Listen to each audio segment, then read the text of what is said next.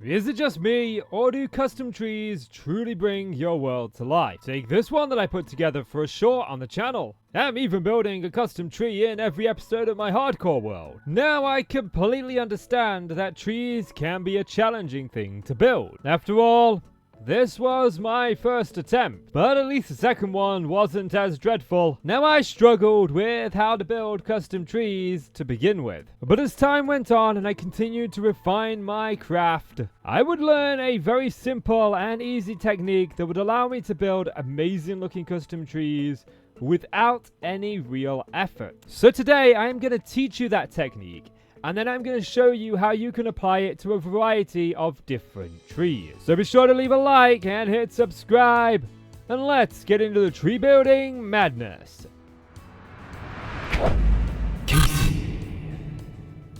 So first up, I'm going to just show you the technique. So the first part is the technique, and we're not going to be building a tree here, don't get it wrong, we're just going to be teaching you the technique. So I'm just going to bring up part of a trunk like so. Then off of the trunk, I'm going to bring out my main branches, and I don't want to go too far. 3 is fine. And this is where people start going, oh, you know, there's plenty of leaves all over. No, that's not going to make a very realistic looking tree. We need to bring out some more branches. So I always like to come out with fences. You can use any wood or any fences you want, but again, this is just a technique. You can even come off this fence here like so and bring it out more. And then once you've got your branches, this is the technique. Leaves. Leaves go on the side of the fences. They don't go on the bark. They just go on the sides and the top of the fences. We do not put them underneath. And this is kind of what you get. Oh, I like that sun peering through. And this is just one branch. That's the technique right there. You use the bark, or rather the logs, for the main trunk and the main branch. Then the branches that you want to have leaves, bring off with fences. And I like this. I think this looks really good, and this is such an easy and simple technique. But we can also take that technique and we can apply it to other trees. So maybe you want to get a palm tree, so let's bring one up. So all we're going to do is bring out the branches. First one, palm trees tend to have branches going in the cardinal directions, but we'll just vary it a little bit.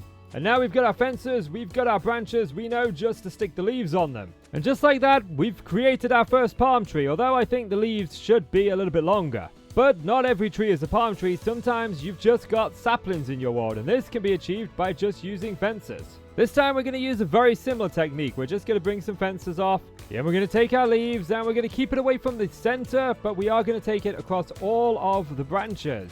Once we've taken that technique by just putting the leaves on the sides and the tops, we get a nice little budding sapling.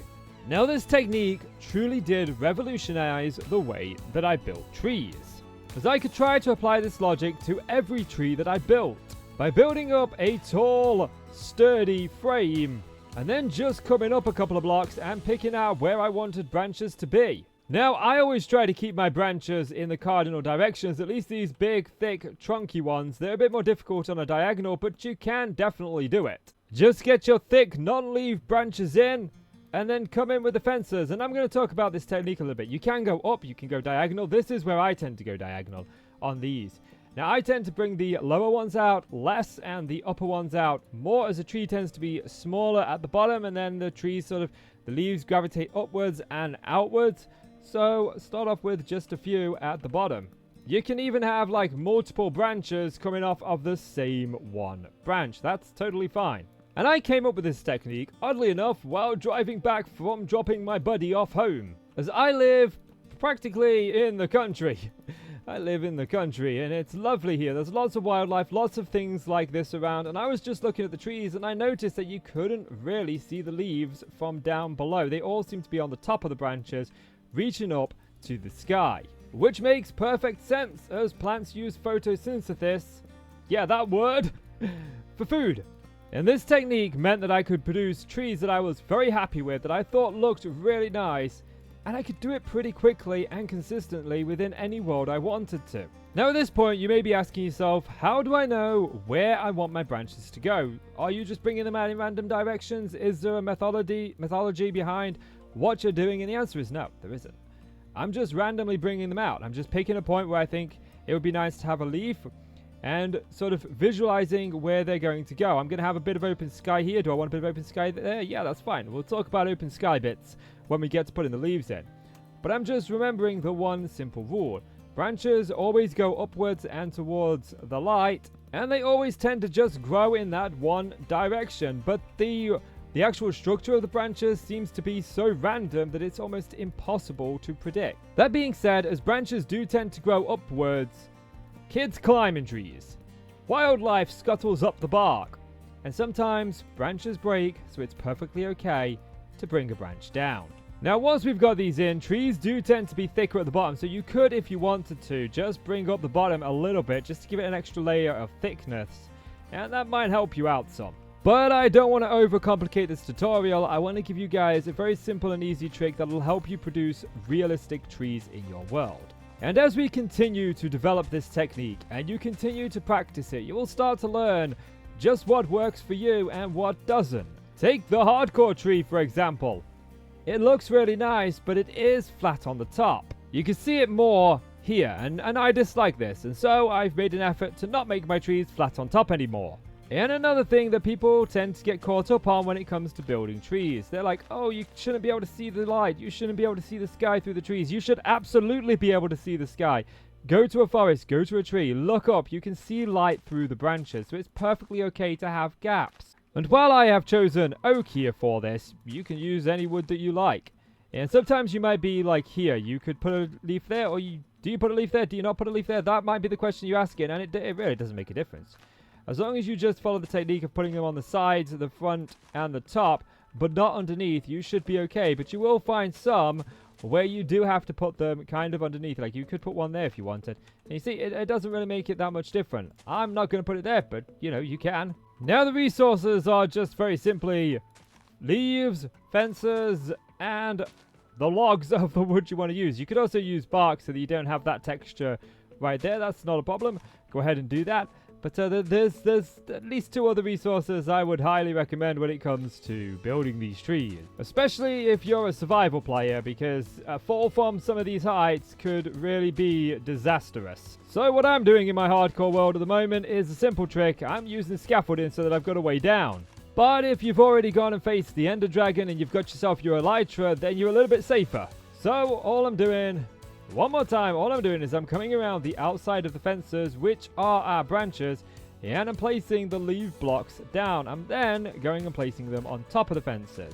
But I'm leaving the underneath untouched. All the times it has rained for me in this game, I've never actually had it rain while I've got shaders on. This is very ominous. It feels very spooky up here. Oh, I'll blame it on the weatherman. Now, I could turn the shaders off, and I could turn the weather off. I am in creative, but there's just something spooky and creepy about building the tree like this. I'm actually, for the first time ever, enjoying the rain in Minecraft. Look at that. It looks so creepy. So creepy. But alas, it cannot last, and the day needs to come. There's the tree. That's probably one of the biggest trees that I've ever built. So by applying the technique of putting leaves on the sides and tops of fences, we were able to create a large tree that could be anywhere within the forests of our world, or even next to our starter base. It could go absolutely anywhere. Now, in making this video, I really wanted to see how these trees would look if I did them like this. I hadn't tried this before. I did this for the first time in this video, and I am super happy with how these turned out. I think I actually forgot some leaves on the top of these fences over here. I did. Yeah, these could really just, in a bustling town where, you know, you don't have trees of all heights in forests. You don't have every single tree being this large. You've got some saplings that are growing, and this is perfect for that. Oh, I love this tree. I really do. But back to the big tree, and just some little tips. You know, we can't really see the sky through much, but there is a bit of peak in the sky here. So what I'm going to do is I'm just going to bring in some flowers around this location, as if the flowers are stealing the sunlight and growing, and then sort of kind of around the perimeter of the tree. Yeah, and we can also add in like some dead bushes in the shade of the tree, as if the sunlight just isn't reaching them and they're dying, and then you can get a full vibrant atmosphere. Now, the goal of this video was to teach you the technique that I use when building trees myself. Now, I'm going to continue to develop this technique as I want to build these huge trees within my hardcore world. For every subscriber that I get on the hardcore episodes is 1 block that we donate towards a tree. And the trees will be for the various gods of the world. These will be all fictitious gods, no real world gods, but they'll be like gods of the lake, gods of the sky, gods of the sun, gods of the wheat, so on and so forth. And each god will have its own unique tree. So as I continue to advance and develop this technique, I will be sure to pass on new information to you. I did a video talking about this technique a few months back, but I've developed it and enhanced it since then, and I hope that I've been able to deliver those messages and convey them the way that I want to in this video. As I didn't want to say, okay, we're going to place the block here, here, and here, then we place one here and here, and show you block by block how to build a tree. I wanted to teach you the technique because every tree is unique and every tree is different. And if you have this technique, then you don't need to keep watching a tutorial when you want to build a tree. You can just put one together as and when you choose to. It's such a simple technique. And just like me, you can continue to expand upon this technique. Maybe instead of going straight up with the center of the tree, veer it off as you go up. Maybe have the tree on a diagonal. Potentially the Wandering Trader will come by and it will be Wandering Trader approved, because nothing ever is. So hopefully now you'll stop building your trees like this and start building them like this. So if this technique has helped you out, then please consider leaving a like and subscribe for more easy, simple tutorials that I'll be doing to help you guys build various things that I build around the world, things that you don't normally find tutorials for, things like trees, mines, cliffs, rocks, all different kind of just generic random little things that help bring the world to life. So do be sure to leave it a like, and if you think it will help out somebody else, then share it with them, show this to them. I want to help you guys build incredible Minecraft worlds like I do, and I say incredible because our worlds are always incredible to us and we thoroughly enjoy them. So I want to try and help you have the best world possible as I continue to develop my techniques to build my perfect, forever hardcore world. As always, I'm Casey, you are the awesome folks. Thank you so much for watching. You take care now, and I will see you in the next one. These ladies know that I'm sinning, and this is just the beginning. I'm closing in the night inning, there ain't no point in resisting. Living life like a dream, live it right, that's the thing. Every night got a team, I've been tied to the scene. Out on stage, here I'm screaming, okay, it's a dream. And I pray as a team, one day it'll be me.